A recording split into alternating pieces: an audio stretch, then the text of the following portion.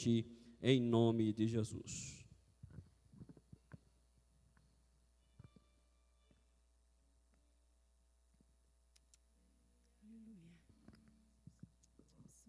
Glória a Deus.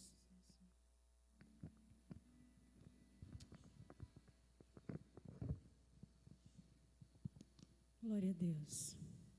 Cumprimentamos a igreja com a paz do Senhor.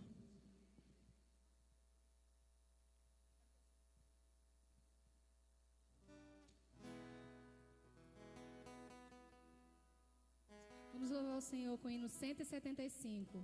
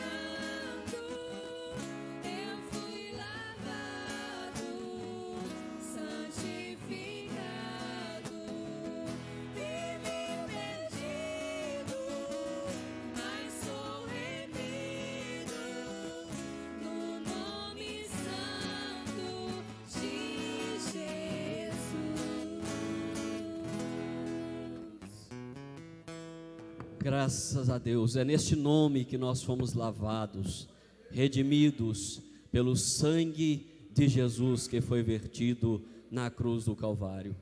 Todos nós sobre os pés, quero convidar aqui o presbítero irmão Jaziel, ele estará fazendo a leitura inicial e também orando a Deus.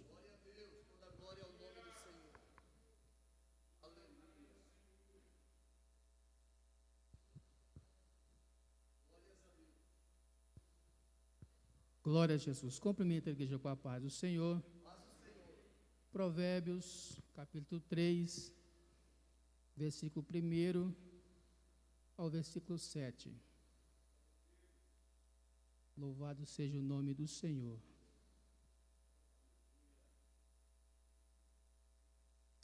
Provérbios, capítulo 3, 1 ao 7. Todos encontraram? Amém? Leamos. Filho meu, não te esqueça da minha lei, e o teu coração guarda os meus mandamentos, porque eles aumentarão os teus dias, e te acrescentarão anos de vida e paz.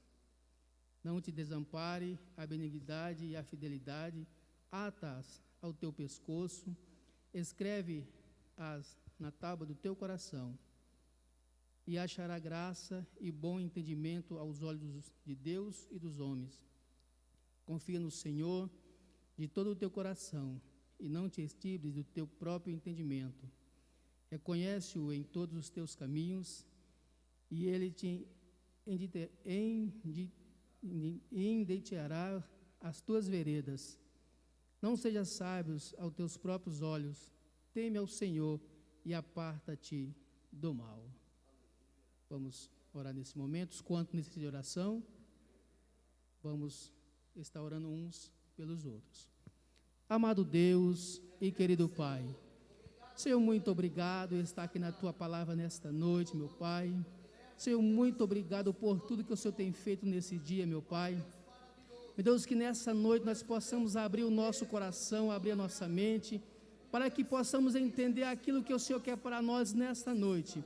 Meu Deus, abençoa aqueles que ainda vão chegar. Toma nas Tuas mãos aqueles que porventura não poderem estar aqui, Senhor. Guarda, Senhor, e livra de todo o mal, Senhor. Meu Deus, muito obrigado, Senhor. É que eu te peço e te agradeço em nome de Jesus. Amém. Do mesmo jeito, irmãos, que os irmãos estão, pastor César.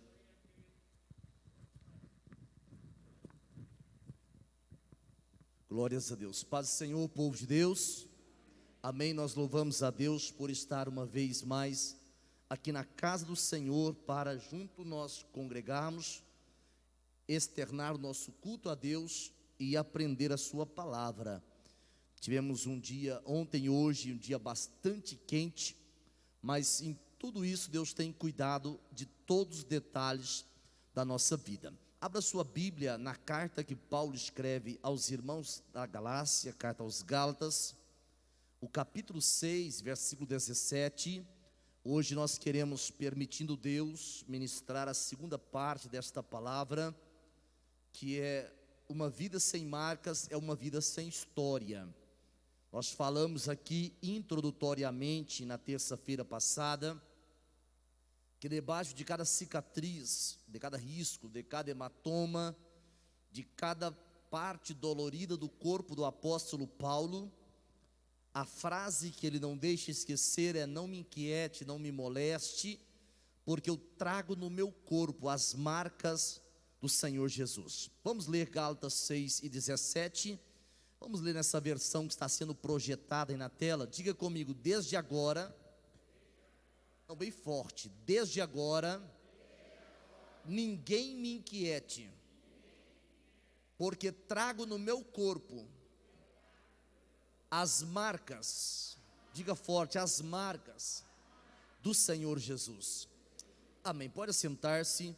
Você que não participou na terça-feira passada, só para você inteirar-se do assunto, quando a Bíblia fala de marcas, esta expressão que aparece em Gálatas capítulo 6 e versículo de número 17, a expressão do texto grego, o texto original que foi escrito esta carta, é estigma.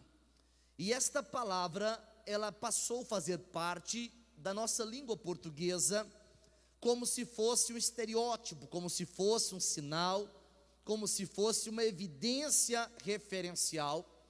Então, quando alguém diz que aquela pessoa tem um estigma de ser fofoqueiro, ele está dizendo de uma marca. Ou ele tem um estigma de ganhar dinheiro, está falando de alguém que é um bom negociador. Só que esta palavra estigma, que é a palavra marcas de Gálatas capítulo 6 e versículo de número 17, no texto bíblico ela vem com um sentido figurado. E esse sentido figurado, ele está apontando para cicatrizes sagradas que acompanham o servir ao Senhor Jesus, que acompanha a experiência de ser marcado pelo sofrimento de Cristo Jesus. Nós falamos aqui na terça-feira passada que um cristão sem as marcas do Senhor Jesus, ele deve questionar-se se a sua fé, de fato, ela é autêntica. Nós sabemos, à luz da palavra, que quase todos os apóstolos, à luz da história da igreja cristã, eles foram martirizados. Existe um livro apócrifo chamado Ascensão do Profeta Isaías, é um livro apócrifo, não está na Bíblia, e ele fala que Isaías foi cerrado ao meio pelo rei Manassés. Então essa situação é algo que não combina com o pseudo-evangelho que alguns púlpitos têm jorrado para as pessoas que ouvem, participam da adoração, do serviço religioso. Só que o evangelho do Senhor Jesus, ele é um evangelho de renúncia. Ele é um evangelho onde o Senhor está nos moldando, transformando, para podermos acessar o céu pelo lado de dentro. Então nós falamos aqui que o apóstolo Paulo, ele, como um bom judeu, ele possuía uma marca indelével, ele possuía uma marca que as outras nações não poderiam ter até que conhecesse o significado do evangelho. Nós falamos aqui inicialmente que o Senhor Deus, o próprio Deus, ele pregou o evangelho para Abraão. Isso está em Gálatas capítulo 3, versículo 8.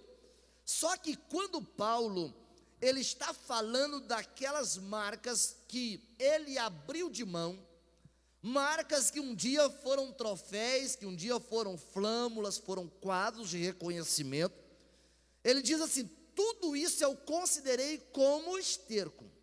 Eu considerei como esterco pela superioridade do conhecimento de Cristo. Esta marca que Paulo está se referindo é a marca da circuncisão. Esta marca, um dia no capítulo 15 do evangelho do livro de Gênesis, perdão, não é evangelho, livro de Gênesis, o Senhor faz uma aliança com Abraão e disse que precisaria que todos os descendentes do sexo masculino pudessem ser circuncidados. Só que esta marca, a propositura divina para determinar esta marca, é que ela não se limitasse apenas ao físico. Esta marca, ela estava apontando que o portador da mesma tivesse o coração circuncidado para Deus. Só que, com o passar do tempo, e isso não demorou muito, desde a primeira experiência, o povo se afastou desta marca. Então o apóstolo Paulo, a sua família, por ser uma família de posse, financeiramente falando, a sua família mandou o apóstolo para estudar em uma das duas mais eminentes escolas do judaísmo, a escola de Hilel, uma escola onde as pessoas tinham uma mentalidade mais aberta, uma escola onde se questionava mais, e em tese também se aprendia mais. Então o apóstolo Paulo, ele pôde ter o que era sonho para a maioria dos meninos da sua idade. Só que com o apóstolo Paulo, quando ele começou a ser marcado por Deus, marcado por Cristo, a partir da sua experiência extraordinária, que ele menciona em Atos 20 e menciona também em Atos capítulo 9, quando ele é marcado por um encontro com Deus, porque as marcas do Senhor Jesus, elas não estão acessíveis àquele que se contenta em ser um mero admirador. Essas marcas, elas estão acessíveis àquele que desistiu de viver a sua vida para viver uma vida com Cristo.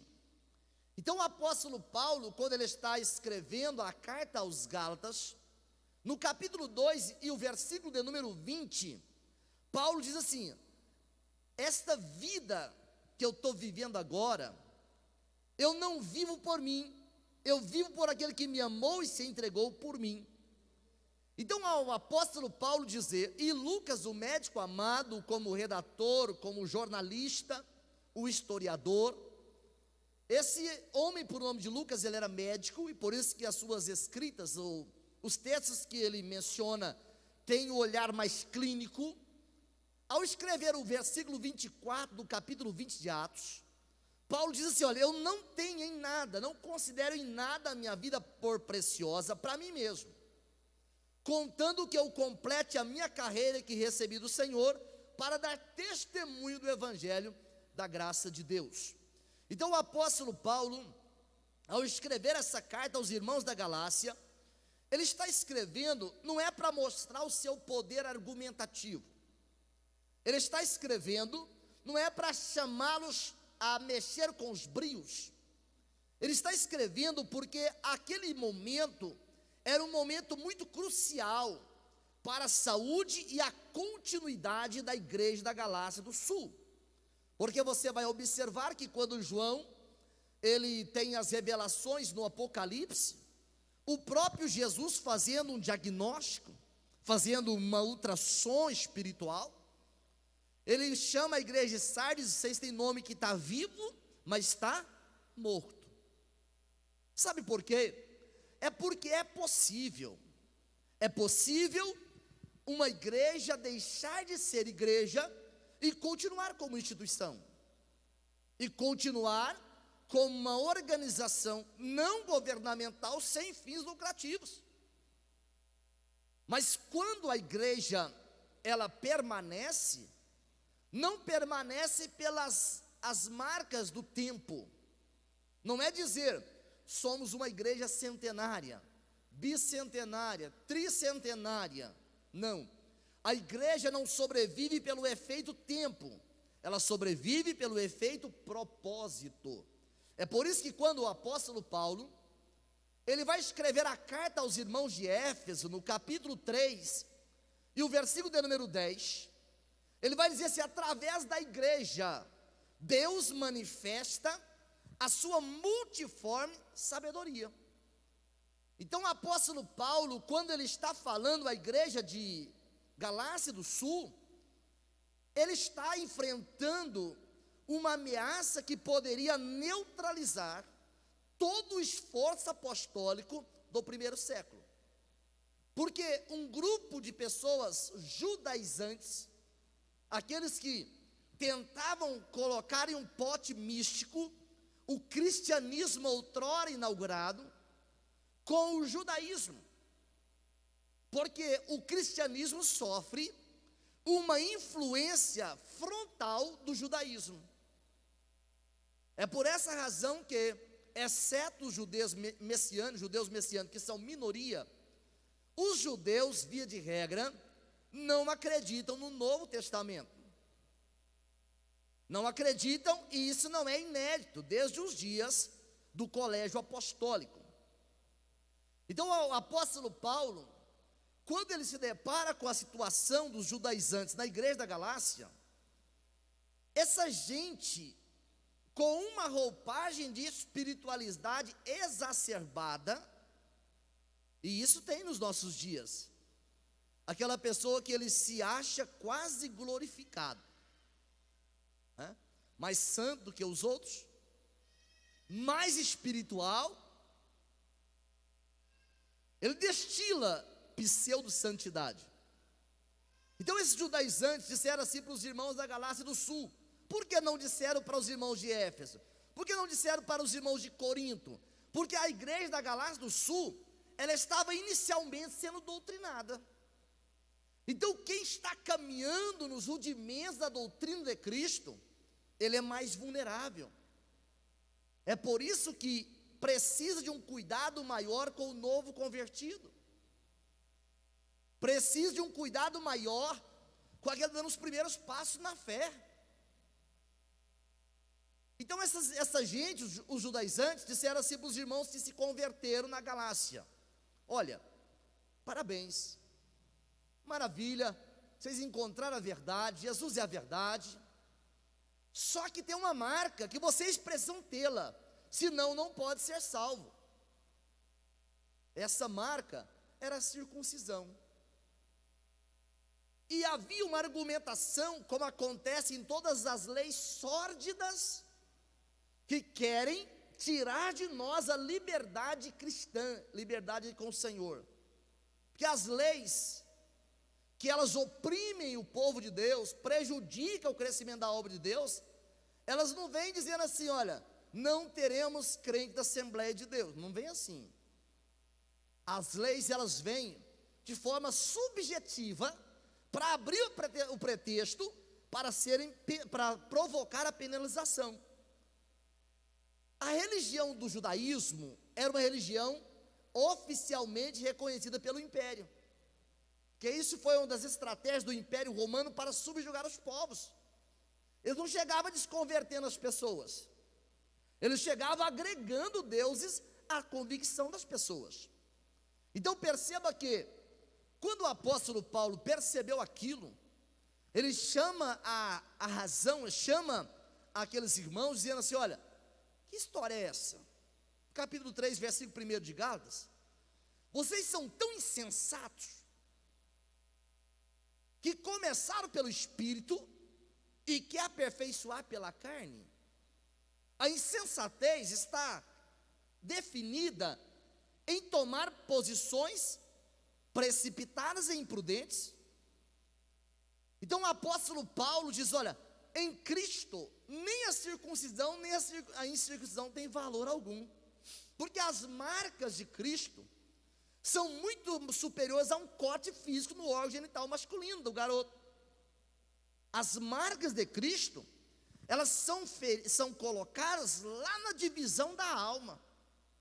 Elas são colocadas em uma marca que por vezes não vista a olho nu, mas os resultados delas são percebidos no tempo presente e também na eternidade.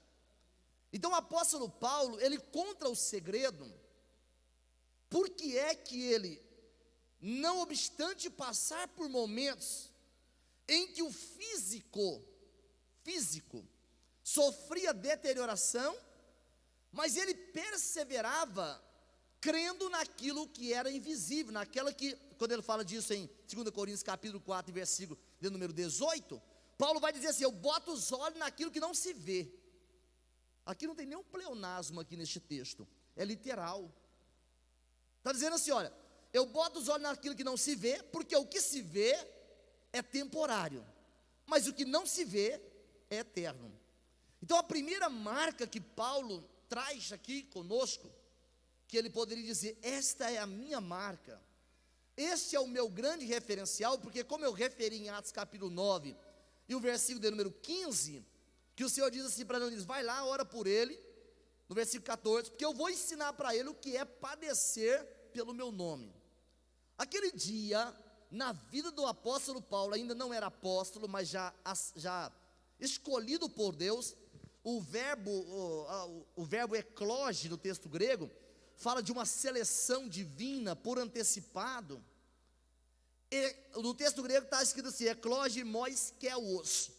Deus está dizendo assim, pronome possessivo: este aí, ó, Ananias, ora lá, porque para mim é um instrumento escolhido para levar o meu nome aos grandes e os reis da terra, e de bonificação. Essa palavra bonificação eu estou inserindo, não tem no texto bíblico não.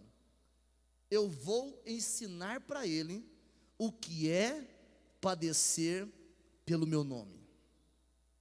Esta era a proposta que Paulo estava aceitando para declinar das marcas do judaísmo, que era tido anteriormente, quando ele, no seu zelo, carta de autorização para prender, achava estar fazendo a coisa certa.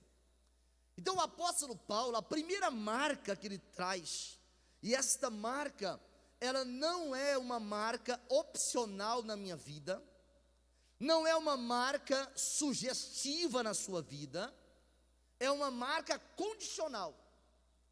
Jesus, ele não diz que nós seríamos reconhecidos como discípulos dele, se nós cantássemos os hinos mais belos da face da terra.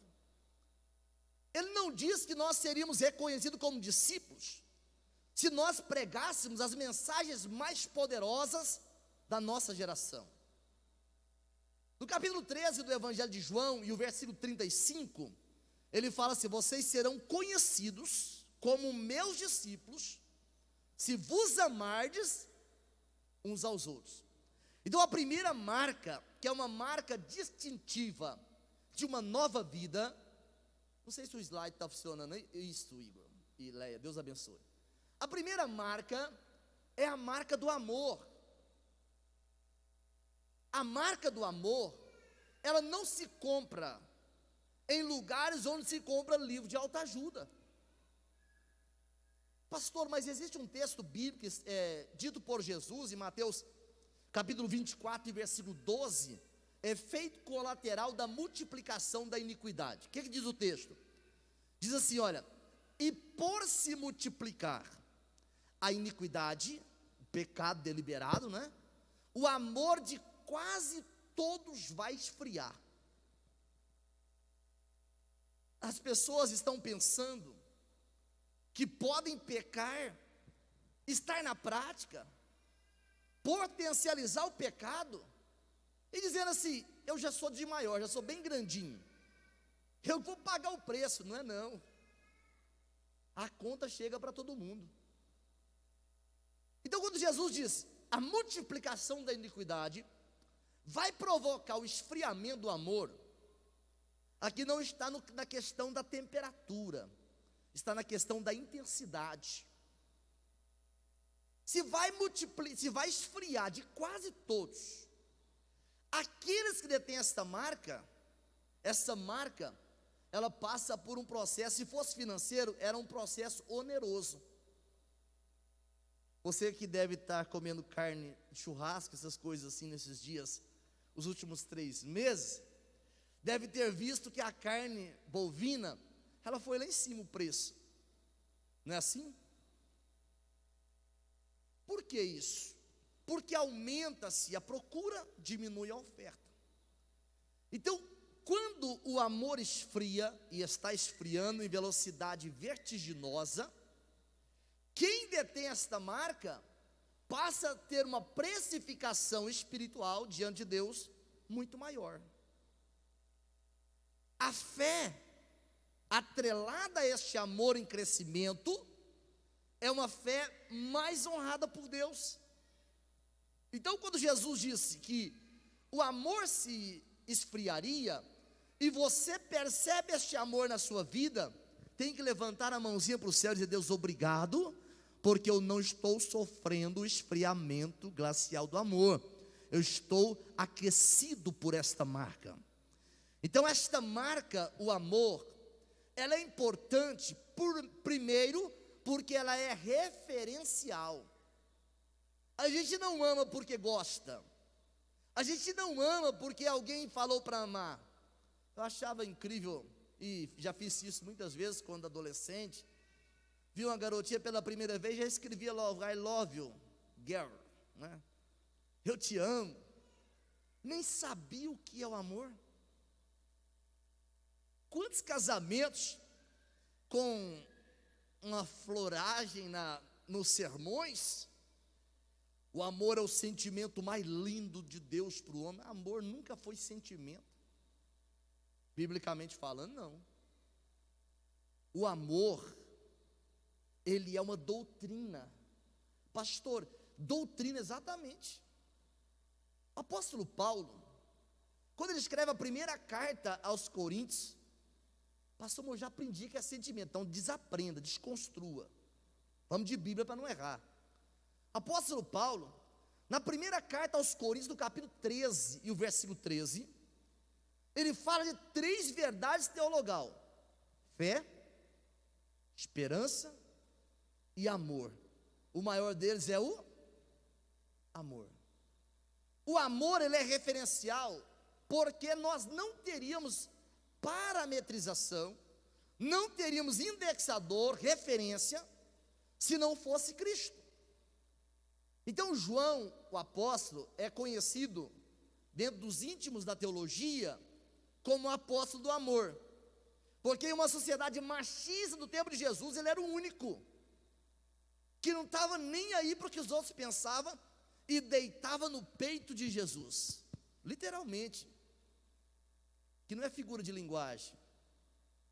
Só que quando alguém tinha uma questão, tinha medo de perguntar, João se tornava o interlocutor. Pergunta para o mestre aí, se fosse hoje com a moçada nossa aqui da Nova Ponte, você quer chegar de Jesus?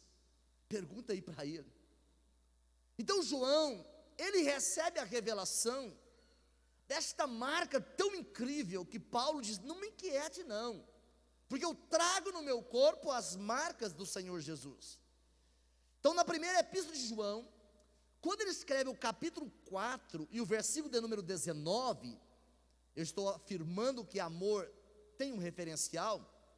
Ele diz assim: nós o amamos porque ele nos amou primeiro. Amor, esta marca, ela tem referência. E essa referência não é o nosso sentimento, não está no âmago da alma meramente, não. Não é na sede das emoções, por mais que influencie a sede das emoções. Mas o amor, ele é um referencial seguro. O segundo aspecto desta marca é que o amor é sacrificial. Um amor que não sobrevive ao teste do sacrifício, ele não é um amor autêntico. Então o apóstolo Paulo, quando ele escreve a primeira carta aos irmãos de Corinto, a igreja que ela estava sofrendo uma ameaça de divisão muito forte, na verdade ela estava partida, estava alquebrada, o apóstolo Paulo recebe do Espírito a inspiração para escrever o capítulo 13, eu estou me referindo à primeira carta. Então nesta primeira carta, no capítulo 13, no versículo 7, Paulo diz assim, ó: o amor tudo sofre, diga comigo, tudo sofre, tudo crê, tudo espera, tudo suporta. Então, estas exigências, o apóstolo João, escrevendo a primeira carta, no capítulo 3, e versículo número 16, ele diz assim, ó: nisto conhecemos o amor. Qual o referencial? Ele vai dizer assim: Cristo deu a sua vida por nós, e nós, se tivermos a marca, também damos a nossa vida pelos nossos irmãos. O que João está dizendo aqui, não está dizendo assim de suicídio coletivo. O que João está afirmando aqui, é que eu não posso tirar a vida dos meus irmãos. Ai pastor, sangue e fogo, como diz aí os neopentecostais. Eu não tenho coragem de matar ninguém. Talvez na integridade física, talvez de fato literal, a grande maioria de nós não temos. Mas na palavra, homicídio moral, homicídio emocional, homicídio espiritual, quantas mortes provocadas? Quantas mortes provocadas por boatos, provocadas por calúnia, por difamação, e diz: eu só falei o que me falaram. A graça, ela é tão elevada, que nós só podemos viver nessa dimensão por causa da, literalmente, graça.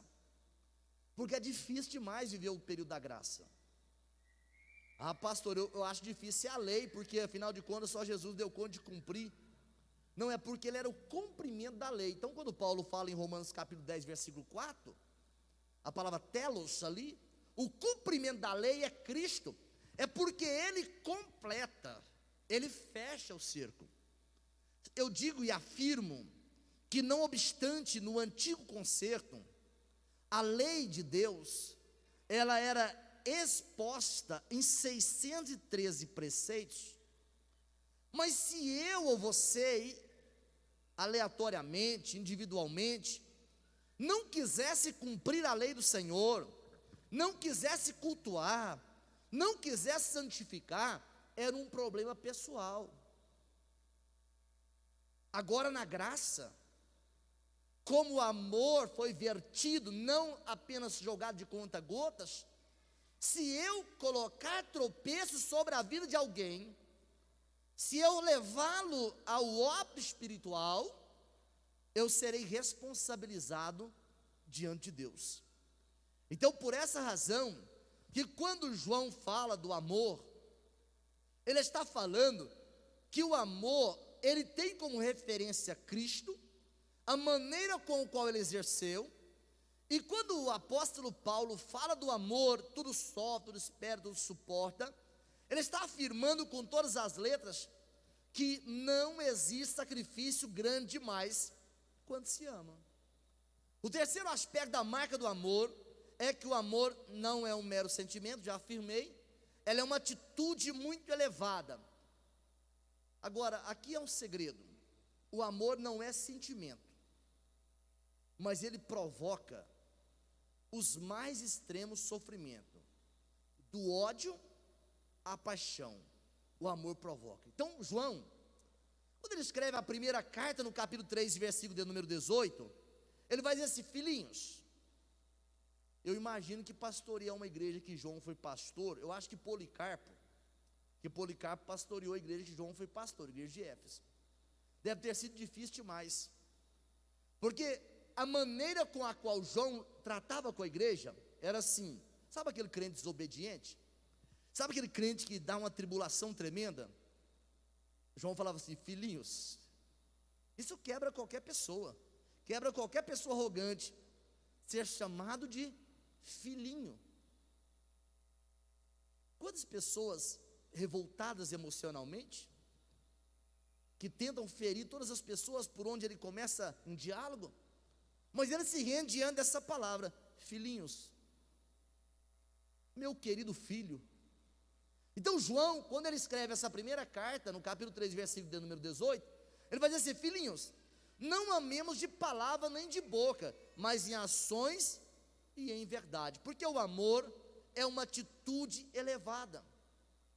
Mais uma vez, falando do apóstolo Paulo, nessa primeira carta aos Coríntios, capítulo 13, o versículo 4, ele fala assim: o amor é paciente, o amor é benigno, o amor não é invejoso, não conta vantagens, o amor não vangloria, não se orgulha, não se porta com indecência, não busca seus próprios interesses, não se enfurece, não guarda ressentimento do mal. Aqui não tem nenhum crente que guarda ressentimento. Versículo 6 diz: não se alegra com a injustiça, mas congratula-se com a verdade. Quem ainda não tem essa marca, fisicamente pode estar vivo, mas espiritualmente já morreu há muito tempo.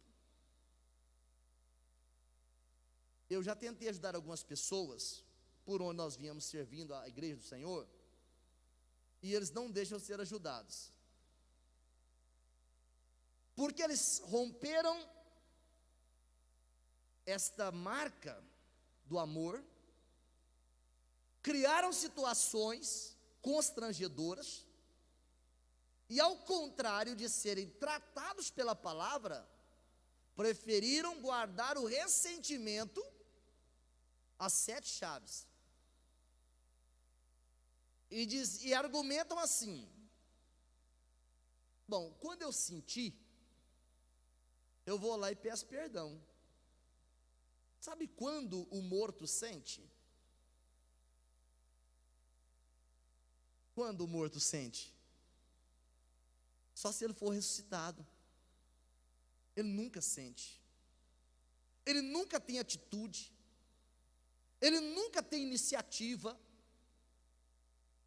A igreja de Corinto, uma igreja, pensa numa igreja maravilhosa, todos os departamentos funcionando no auge, os melhores pregadores, melhores oradores, melhores grupos, tinha todos os dons espirituais. Já pensou?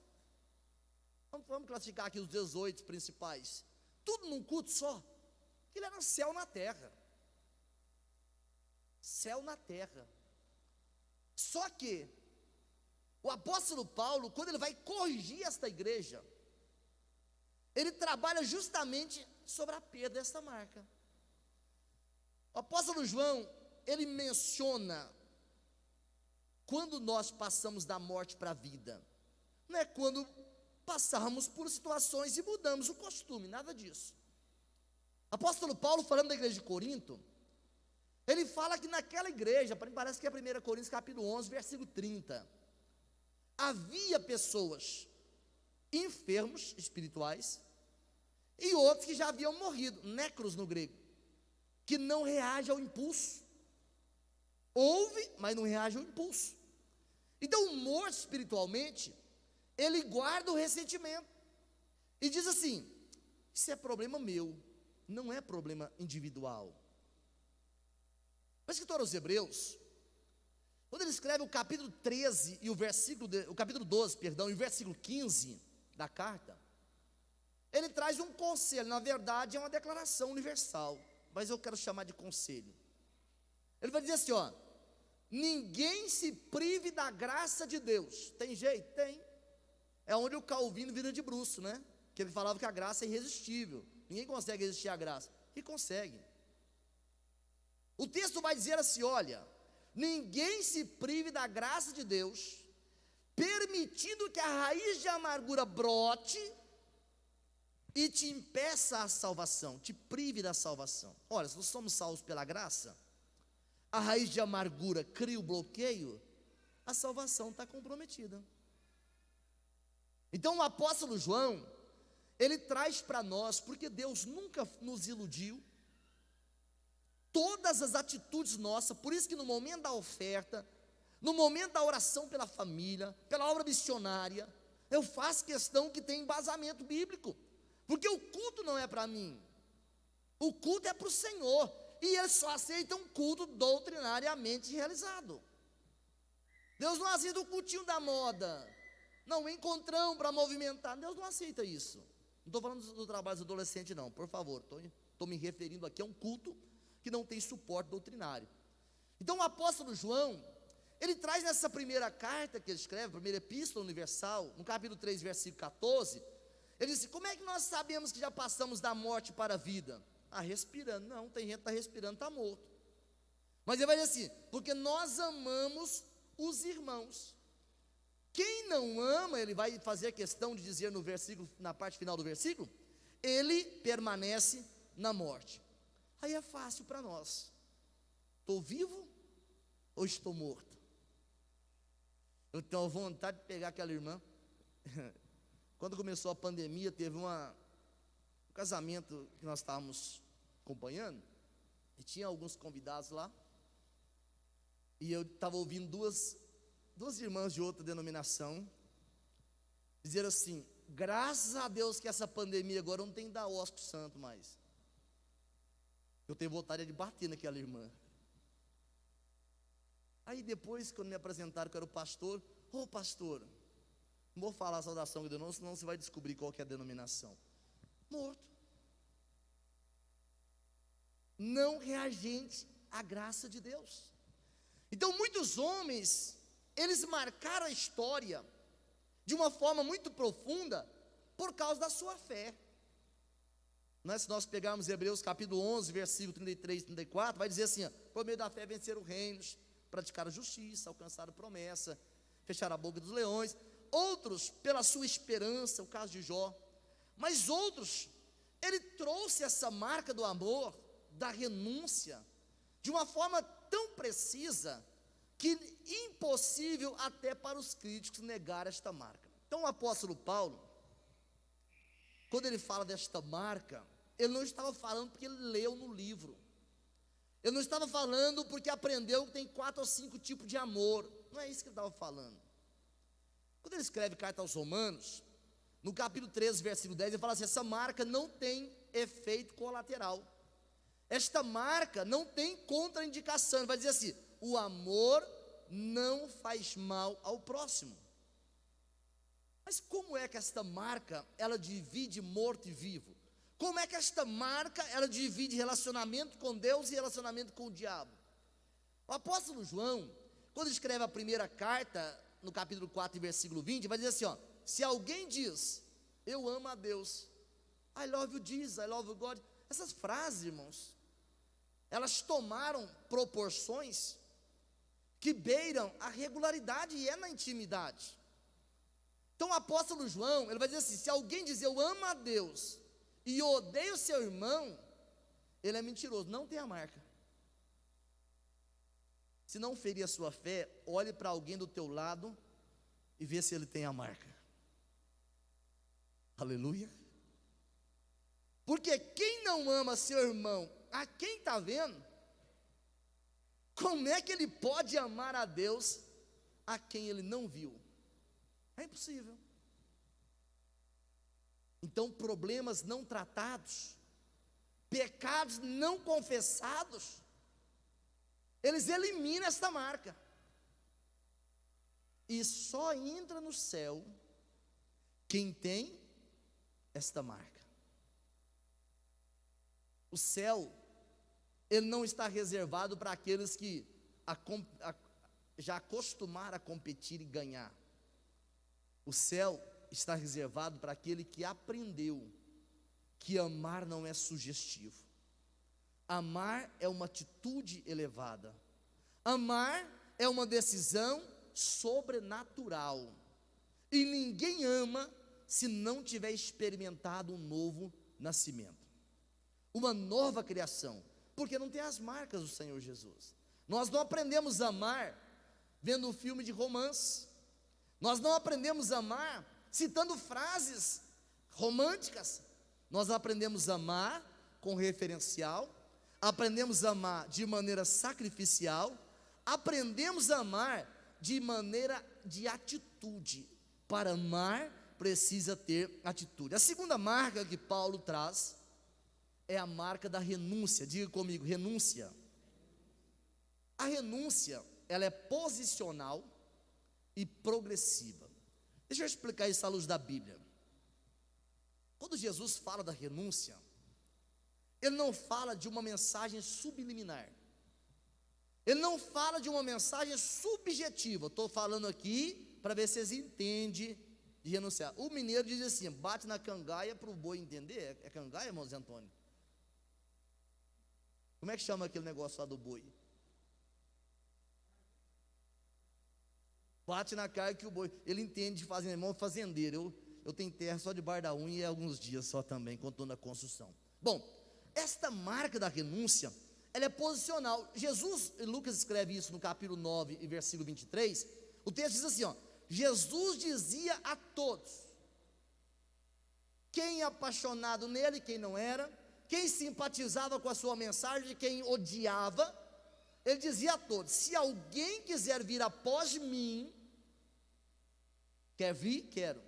Então renuncie a si mesmo, tome a sua cruz e siga-me. Não é muito difícil as pessoas renunciar os bens. O São Francisco, um santo católico, ele é conhecido como um homem que foi rico e ele deixou a sua riqueza, deu para os pobres. Tem pessoas que são altruístas ao extremo. Ele decide dar todos os seus bens, às vezes os filhos ficam contrariados com isso, né? Bill Gates, um dos homens mais ricos do mundo, segundo a revista Forbes, ele já repartiu o patrimônio dele. 10%, tem 3 filhos, 10% para cada filho, e 70%, tudo para a instituição de caridade, que ele mantém, ajuda, etc. Aí alguém diz: como é que você dá só 10% dos seus filhos? Quando eu falo 10%, nós estamos falando de 8 bilhões de dólares para cada filho. Não é um salário tão ruim, não é? Não é uma meia dúzia de terreno. Ele diz: porque se eu der tudo, eu estrago eles. Só que Jesus, quando ele lança as marcas que inseriu a vida do apóstolo Paulo, esteve presente na vida de Pedro, de João, da vida de todos aqueles que experimentaram o novo nascimento, a marca da renúncia não é renunciar os bens. Às vezes nós, que fomos chamados para tempo integral na obra, em momentos de nossas fraquezas, né, nós falamos assim: olha, quando eu trabalhava na minha vida profissional, fraqueza, isso é fraqueza. Eu ganhava tanto salário mínimo, agora quando eu fui para a obra, eu não ganhava nada, eu ganhava nem o passo do ônibus. Na minha vida aconteceu isso. Isso é fraqueza. Isso não edifica a vida de ninguém. É apenas um estágio que passamos. Então Jesus diz: quem quiser me seguir, não adianta só deixar os bens. Ele tem que negar a si mesmo, o difícil é negar a mim mesmo. Porque eu tenho um monte de razões, irmãos. Eu tenho um monte de coisas que eu acho que eu adquiri. Coisas que eu acho que eu construí. Eu fui esforçado. Certeza que isso só aconteceu porque eu fui esforçado. Então deixar esse eu, falar, você fica aí, porque eu vou seguir a Jesus, não é uma tarefa fácil. Deus te coloca numa posição de liderança, você fala assim, foi eu que formei essa orquestra, foi eu que formei esse coral, foi eu que construí essa igreja, foi eu que formei esse ministério, foi eu. Aí Jesus diz, deixa esse bendito eu aí, porque senão você não pode ter as minhas marcas. Por que é tão difícil negar a mim mesmo? Porque eu tenho que esvaziar de mim mesmo. E eu gosto, irmãos, de umas coisas que eu já fiz no meu esforço. Eu sou apaixonado em coisas que eu acertei. Esse foi uma das grandes dificuldades da minha vida profissional, porque eu não aceitava eu errar. Eu não aceitava eu ficar em segundo lugar na minha vida profissional, foi assim. Aí Jesus diz, vai ter que deixar tudo isso. Quantas vezes Deus nos leva a passar um constrangimento para nós entendermos aquela mensagem extraordinária, envolta num poder tremendo, graça, unção, unção, graça, graça, unção, veio dele, não teve a minha ajuda, e as pessoas não reagem, meu Deus, o que aconteceu? Ele diz, deixa eu. O John Bunyan, quando John Bunyan escreveu aquele livro O Peregrino, talvez a maioria dos irmãos já leram esse livro. O Peregrino é um best-seller, fala das fases da vida cristã. Um dia ele terminou de pregar, e foi descendo do púlpito, e parece que o céu tinha invertido, agora o céu estava embaixo e a igreja tinha subido. Aí uma pessoa no pé do púlpito disse, pastor John Bunyan, nunca vi ninguém pregar desse jeito.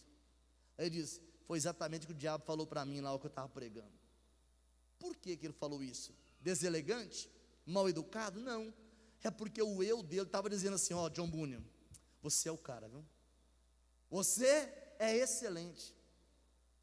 Vou dizer uma coisa para os irmãos com temor e conhecimento da palavra. João Batista, ele teve 6 meses de ministério aproximadamente, 6 meses. Só que ele fez, guarda isso no seu coração, ele fez em 6 meses,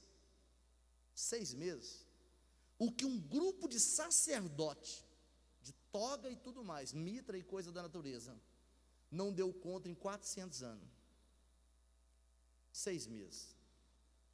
Talvez Deus vai te usar com uma única mensagem, em uma única oportunidade, mas vai mudar a história de uma geração inteira. Renúncia. Ei, se Deus deu oportunidade para estudar, estude. Mas se Deus não deu oportunidade, continue também pregando a palavra. Deus me deu a oportunidade de fazer alguns cursos de formação teológica, uma noçãozinha das línguas originais. Irmão, eu apanho por causa disso que você não imagina. Alguém fala assim, para que pregador falar do termo da língua original? Olha, dizia Soult foi um grande teólogo, baseado lá em 2 Pedro 3,18, ele fala assim, se Deus não precisa da minha ignorância, precisa menos ainda, se Deus não precisa do meu conhecimento, precisa menos ainda da minha ignorância. Tudo que tiver na mão para fazer, Eclesiastes capítulo 9, versículo 10, faz conforme a sua força. Deus deu oportunidade para estudar, estude. Deus deu oportunidade de você ir para outros lugares, vá. Mas uma coisa é certa, tudo Deus vai pedir a prestação de conta. Quando a gente cita alguma palavra da língua original, não é para esnobar um conhecimento multilíngua, não. É porque existem palavras, existem em qualquer língua, que quando se translitera, quando traduz, não alcança a força do original, daquilo que foi escrito, por isso dessa necessidade. Então o próprio Jesus, ele trabalhou dentro dessas figuras da semântica. Então perceba que nem todos estão dispostos a ter esta marca, porque esta marca não atrai. O mundo é competitivo, Quem tem a marca é cooperativo. O mundo é egocêntrico. Quem tem a marca é cristocêntrico. Paulo diz: não vivo mais eu, Cristo vive em mim. O mundo é hedônico. Dá prazer? Dá, então eu preciso fazer. Quem tem a marca, não. Faço tudo por causa de Cristo. Eu me entrego, eu me rendo. Sofri tudo aquilo. Aí ele vai dizer assim lá em 2 Coríntios capítulo 4 e o versículo de número 16. A leve e momentânea tribulação. Leve? Se eu pego 2 Coríntios capítulo 12, versículo 23 a 28, ele foi açoitado 3 vezes, foi apedrejado, apanhou com vara, naufrágio, dia e noite no mar, perigo de espada, perigo de assalto, nos rios, nos mares, entre a igreja, fora da igreja. Em versículo 28, pesava sobre ele ainda o cuidado com todas as igrejas. Aí ele fala que isso é leve, ele fala que isso é momentâneo. Será que ele é tão insensível? Não, é porque era cristocêntrico, não era egocêntrico. O mundo materialista não aceita esta marca, porque o mundo materialista, ele fala assim, como aquele homem de Lucas capítulo 12, e o versículo de número 13, que Jesus ensina. Ele alcançou o auge da prosperidade financeira, falou: já sei, vou derrubar os meus celeiros, os meus armazéns, vou construir os maiores, depois vou dizer para minha alma: alma, farta, alma, divirta, alma, desfrute. Aí Jesus disse: você ficou louco? Perdeu o juízo? Hoje vão pedir a sua alma. Por isso que no versículo 15 do capítulo 12, ele fala que a vida do homem não consiste na abundância dos bens que ele possui. Ele diz: hoje vão pedir a sua alma. E o que você fez, para quem será? Que adianta o homem ganhar o mundo inteiro e perder a sua vida? Então não é difícil ser simpatizante de Jesus, mas o desafio é ser discípulo de Jesus. Então primeiro eu preciso posicionar, e depois eu preciso a cada dia tirar de dentro do meu eu aquilo que não permite eu ter as marcas de Jesus. Lucas capítulo 14, versículo 33, Jesus diz assim, assim, todo aquele dentre vós que não renuncia a tudo quanto possui, não pode ser o meu discípulo. Pode ser simpatizante, pode ser funcionário da igreja, mesmo no âmbito eclesiástico, mas para ser discípulo, tem que renunciar a nós mesmos. Fica de pé no nome de Jesus. Quero parar nesse segundo ponto aqui. Diga comigo, a primeira marca, a marca do amor. Veja se alguém do teu lado está vivo aí. Se ele estiver vivo, é porque tem a marca do amor. A segunda marca é a marca da renúncia. Ei, o teu eu, ele pode te atrapalhar a entrar no céu. O meu eu, ele pode me atrapalhar a entrar no céu. Paulo diz assim, não é que eu já alcancei não, gente, mas uma coisa eu faço: eu deixo as coisas que para trás ficam e prossigo para o alvo. Pastor, não estou nem vendo o alvo mais. Ajusta o foco. Se não está vendo o alvo, ajusta o foco. Quem não deixar tudo por amor de mim, não pode ser o meu discípulo. Eu quero orar neste momento. Temos aqui alguns visitantes, vou estar mencionando em seguida, mas enquanto nós vamos estar ofertando, eu vou mencionando aqui. Nós vamos orar, e neste momento agora, nós vamos apresentar ao Senhor os nossos dízimos e ofertas, e faça isso da maneira que possa subir, como cheiro suave, à presença do Senhor. Nós não ofertamos porque somos constrangidos ao ato, nós ofertamos é porque nós amamos a Deus acima de toda e qualquer circunstância.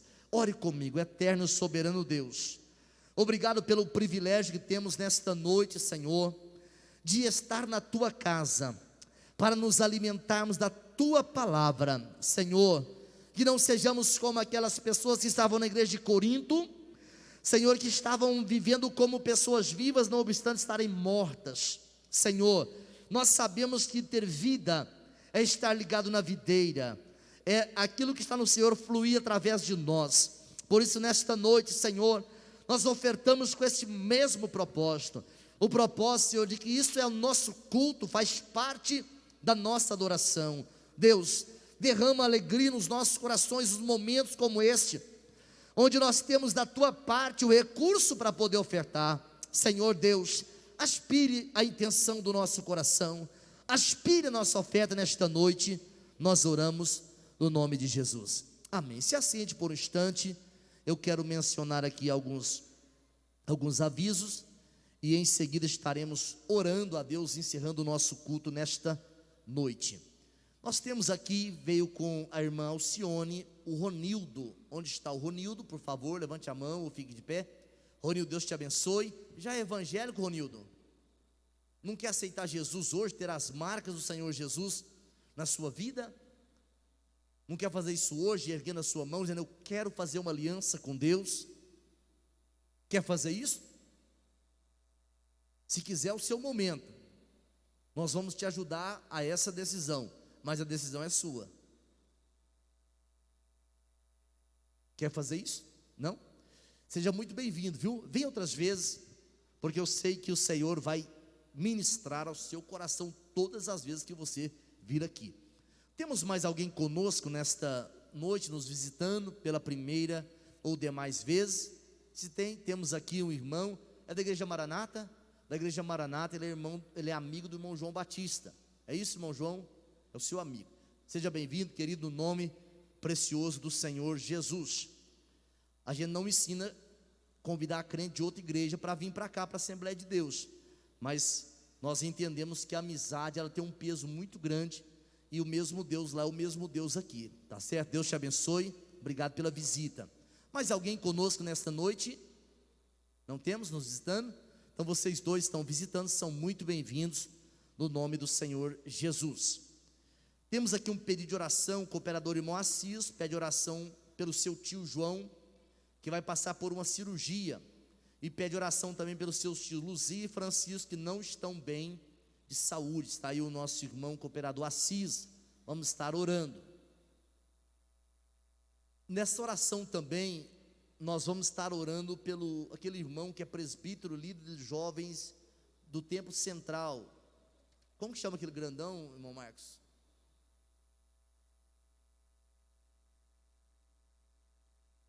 Ele tem um Domiciano, é o nome do imperador, Domiciano. Vamos orar por ele e pela esposa. A nossa irmã estava grávida de 8 meses e foi fazer aquela consulta de rotina, e o médico percebeu que o bebê estava falecido no útero. O bebê morreu no útero da nossa irmã. Então imagine 8 meses de gestação, a expectativa toda. Vai na última consulta e o bebê está morto. Então vamos estar orando, Senhor, para o Senhor estar consolando os nossos irmãos. São pessoas muito ativas na obra, mas ninguém está preparado para uma situação como esta. Os demais avisos estão sendo projetados aí. E domingo próximo temos o início do quarto trimestre da escola bíblica dominical.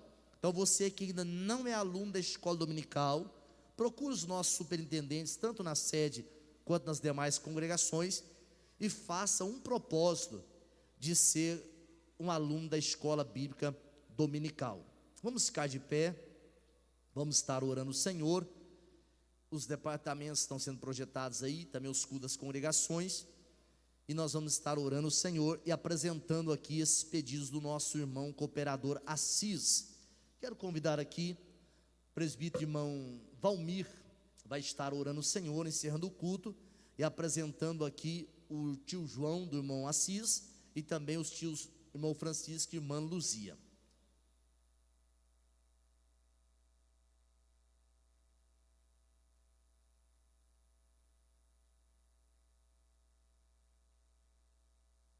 Quero cumprimentar toda a amada igreja na parte do Senhor Jesus. Paz do Senhor. Amém? Vamos orar o nome do Senhor. Meu amado Jesus Cristo, Pai eterno da glória, Senhor, mais uma vez, meu Pai, nós estamos aqui, Senhor, diante da Tua presença, meu Pai. Que o Senhor, meu Deus, venha abençoar nossas vidas, meu Pai, abençoa a Tua igreja, o Teu povo, meu Pai. Que o Senhor venha, meu Deus, visitar, meu Pai, esses irmãos, meu Pai, que foi mencionado aqui nesta noite, meu Pai. Que o Senhor visita, meu Pai, nesta noite. Que o Senhor possa curar todas as enfermidades nesta noite, meu Pai. No nome do Senhor e Salvador Jesus Cristo, Pai. Que o Senhor venha abençoar, meu Pai, aquele irmão, meu Pai, aquele obreiro, meu Pai, que está passando esse momento, meu Pai, difícil, meu Deus. mas que o Senhor possa consolar nesta noite, meu Pai. Que o Espírito Santo de Deus, meu Pai, venha, meu Deus, orientar ele a cada dia, meu Pai. Venha orientar as famílias, meu Pai, nesta noite, no nome do Senhor Jesus Cristo. Oh, glória a Deus, no nome de Jesus, nós te adoramos nesta noite. Amém, Jesus. Que o grande amor de Deus, a graça de nosso Senhor e Salvador Jesus